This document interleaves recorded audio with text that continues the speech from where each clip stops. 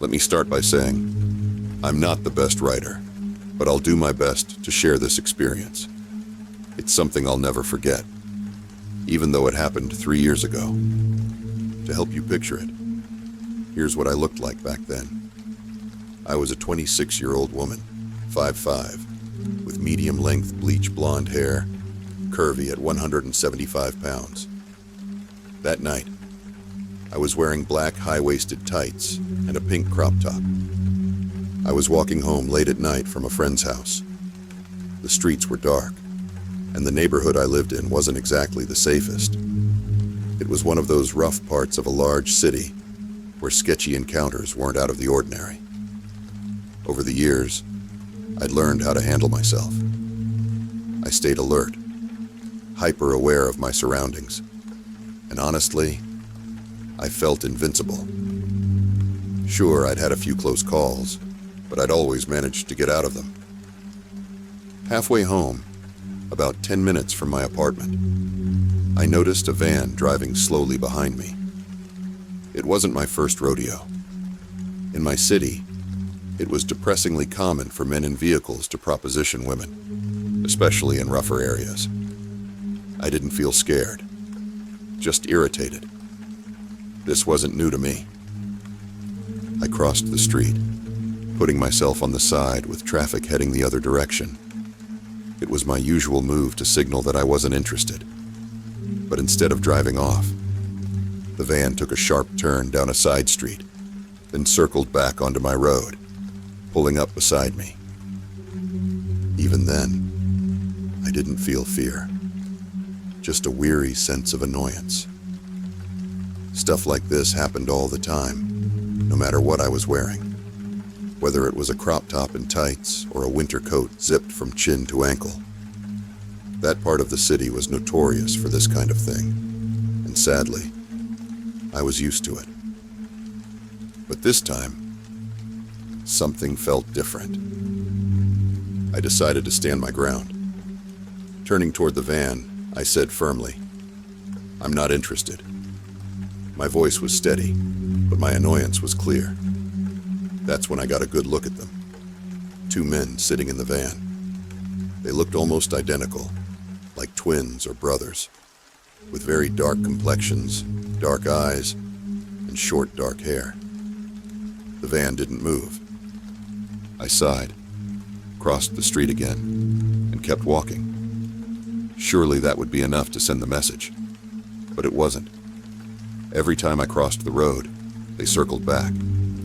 My irritation began to twist into something else, something colder. I'd never had to work this hard to get rid of someone. This wasn't normal. When they zipped past me, matching the flow of traffic, I yelled after them, "Fuck off!" It felt like a small victory when the van disappeared.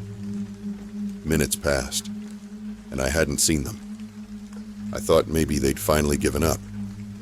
Still, just to be safe, I pulled out my phone and got ready to call my sister, who I lived with.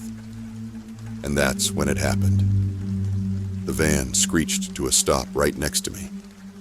One of the men jumped out, moving fast, flinging open the back door as he approached me. His movements were aggressive, and it was clear what he intended. He was going to grab me and throw me into the van. The street was eerily quiet, the kind of silence I imagined they'd been waiting for. I froze, panic threatening to take over, but I knew I had to think fast. Just as he was about to reach me, I tilted my phone and bluffed for my life. "You're being filmed in my live video chat," I said, my voice steady, despite the fear clawing at my chest.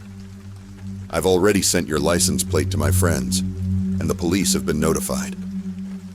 The man stopped dead in his tracks. For a moment, he just stared at me, weighing his options. I tilted my phone again, as if to give my fake audience a better view of his face, silently praying he'd take the bait. And he did.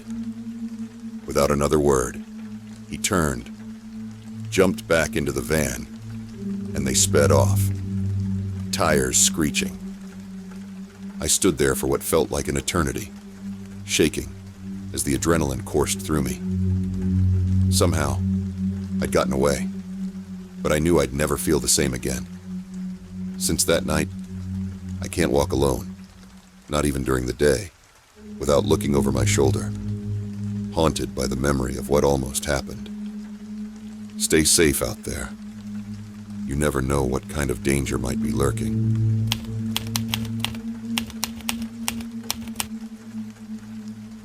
Almost 4 years ago, my now husband and I moved into a nice, but expensive, apartment complex. It was in a decent part of town. Nothing too fancy, but definitely comfortable.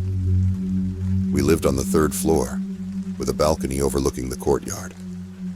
From there, we could see into other tenants' balconies, living rooms, and the open stairwells. The setup wasn't exactly secure. No security doors or gates, just the lock on your apartment door. For the first year, life was uneventful. My husband worked late nights at a bar, often coming home long after midnight, while I usually got back from work around 5 p.m. Things were peaceful, until August of 2016. That's when it started. One night, I was home alone, relaxing and watching TV, when I heard footsteps coming up the stairs. Nothing unusual. This was a big apartment complex, and people were always coming and going. But then came the knocking. Loud, sharp knocks that made me jump out of my skin. For a moment, I froze, unsure of what to do. Eventually, I crept over to the door and peeked through the peephole. There they were. 3 people in black hoodies, standing silently. What unsettled me most wasn't just their presence. It was how they seemed to be staring directly into the peephole, like they could see me watching. My heart pounded in my chest as I stayed rooted in place, not making a sound. After a while, they left, and I exhaled a shaky breath, trying to convince myself it was just a prank. But it wasn't. A few weeks later, the footsteps and knocking returned. This time, the banging was even louder, echoing through the apartment and sending my cat skittering to hide. I thought for a split second that it might be the police. Maybe something had happened. I hesitated, but curiosity got the better of me. I walked over to the peephole and looked out. There was one person this time. A man, wearing a dark hoodie. He was pale. So pale that his face seemed hollow, gaunt, almost skeletal. And his eyes, they were huge, dark and unblinking, staring straight ahead, as if he knew I was looking right at him. I didn't answer. My hands were trembling as I grabbed a kitchen knife and kept it close until my husband came home. The banging continued for weeks, always the same time of night. Once, my husband was home when it happened.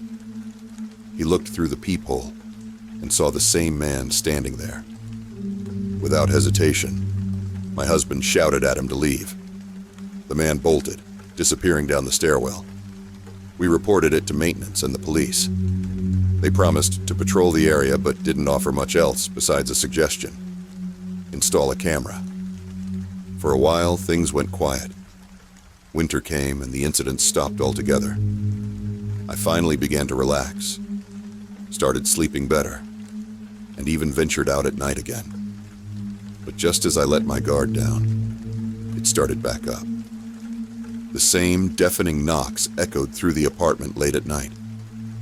But now, when I looked out through the peephole, no one was there.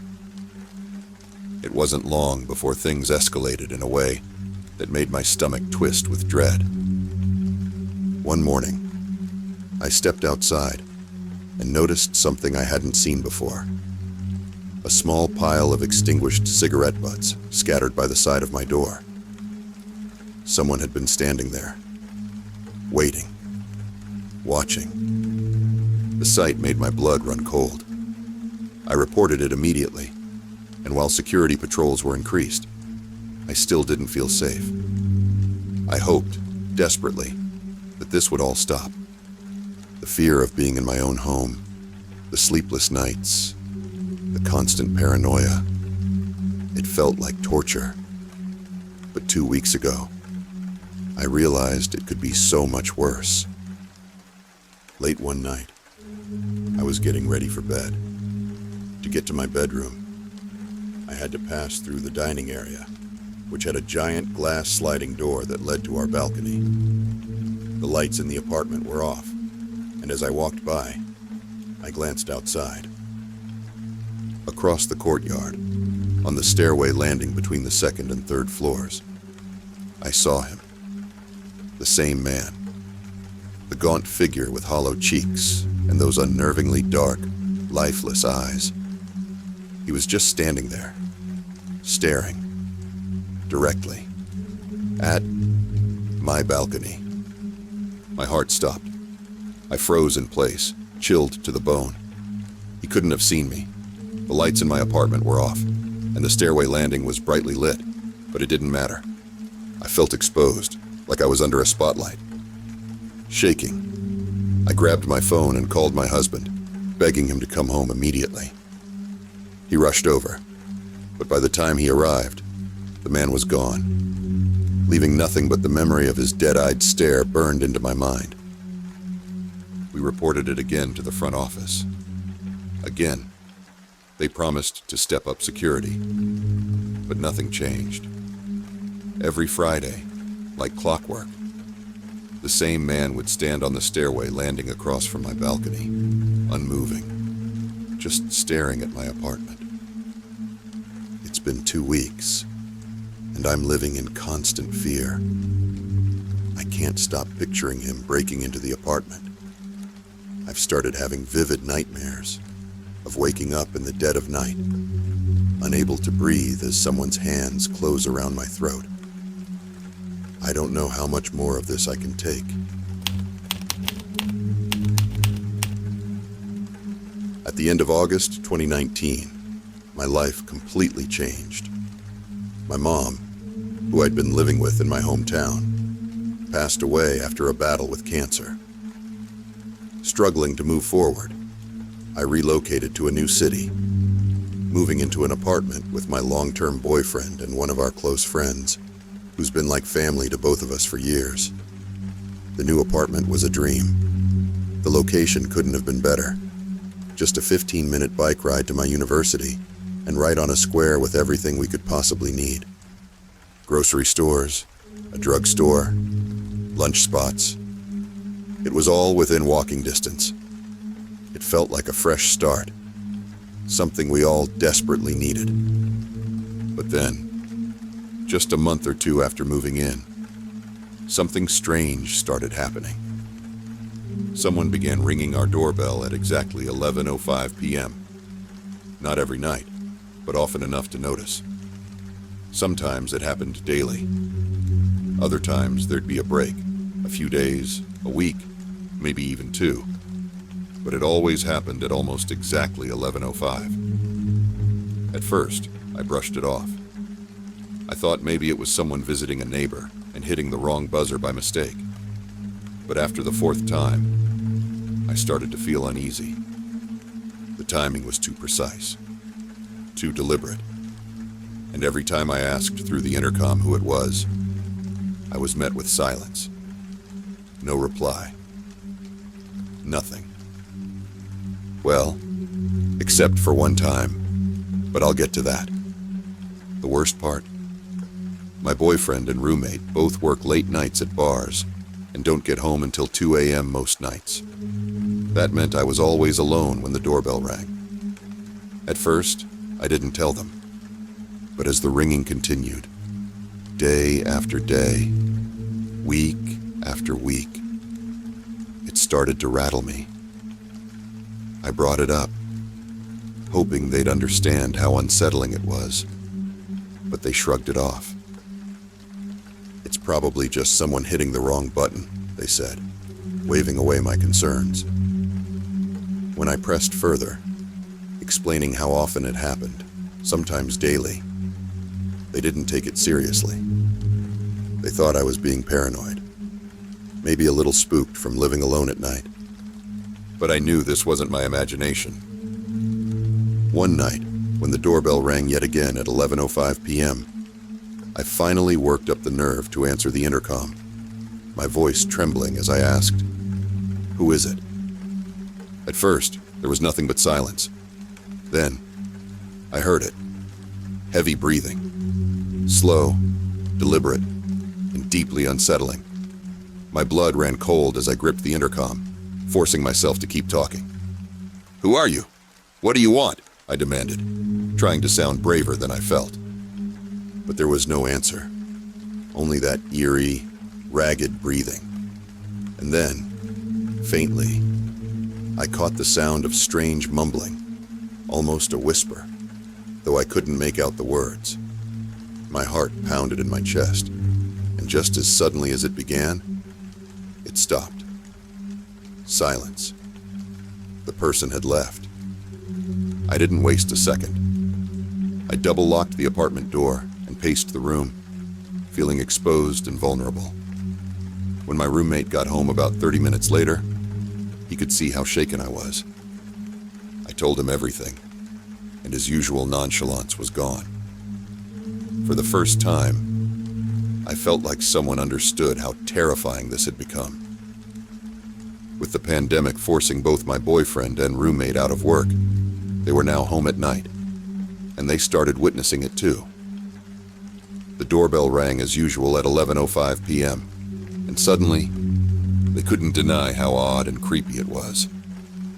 Our apartment has a balcony that overlooks the building's front entrance, but the view is partially obstructed by the shop below us with its awning. Each time the doorbell rang, all three of us would rush to the balcony, hoping to catch a glimpse of whoever was responsible. But no matter how quickly we got there, we never saw anyone. I even went so far as to ask my neighbors if their doorbells were being rung at night, but every single one of them said no. Whatever this was, it seemed to be targeted at our apartment. 2 weeks ago, my roommate decided to take matters into his own hands. At 11 p.m., he went outside and positioned himself across the street, pretending to have a smoke while watching the building's entrance. At exactly 11:05 p.m., a man appeared.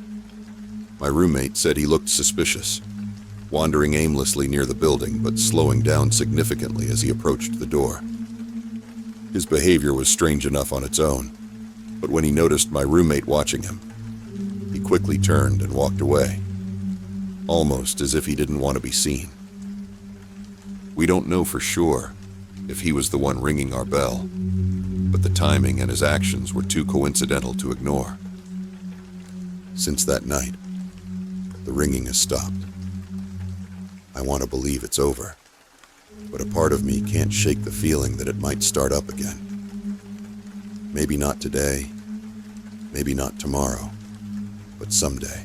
And that thought terrifies me.